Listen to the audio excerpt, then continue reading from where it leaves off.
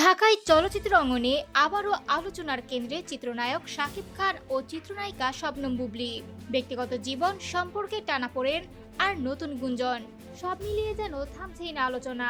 অপু বুবলী দুজনেই এখন আমার জীবনের অতীত, এমন মন্তব্য একাধিকবার করেছেন শাকিব খান।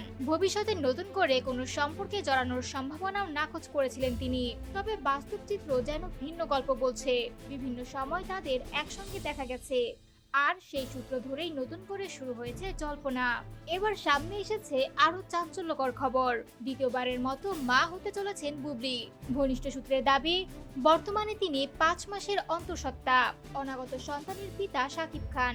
এমন কথাও ঘুরছে চলচ্চিত্র পাড়ায়। সবকিছু ঠিক থাকলে চলতি বছরের মাঝামাঝি সময়ে জন্ম নিতে পারে তাদের দ্বিতীয় সন্তান। রমজানের শুরুতে বুবলীর যুক্তরাষ্ট্রে যাওয়ার কথাও শোনা যাচ্ছে। তবে এখানেই শেষ নয়।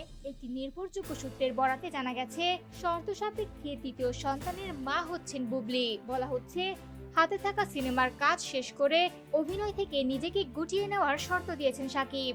দ্বিতীয় সন্তানের জন্মের পর সংসার ও সন্তান নিয়ে সময় কাটাবেন, এমন সিদ্ধান্তেই নাকি সম্মতি দিয়েছেন নায়িকা। যদিও এ বিষয়ে দুজনেই নীরব, আনুষ্ঠানিকভাবে কেউই কিছু স্বীকার করেননি। তবে বিশ্ব ভালোবাসা দিবস উপলক্ষে behind the fame with RRK পডকাস্টে নিজের জীবনের অনেক অজানা কথা শেয়ার করেছেন বুবলী। অনুষ্ঠানটি প্রচারিত হবে। এদিকে বুবলী অভিনীত ঢাকাইয়া দেবদাস সিনেমার শুটিং চলছে। নির্মাতা জাহিদ হোসেনের পরিচালনায় আদর আজাদের বিপরীতে কাজ করলেও রমজানে নায়িকাকে ছাড়াই হবে বাকি অংশের শুটিং।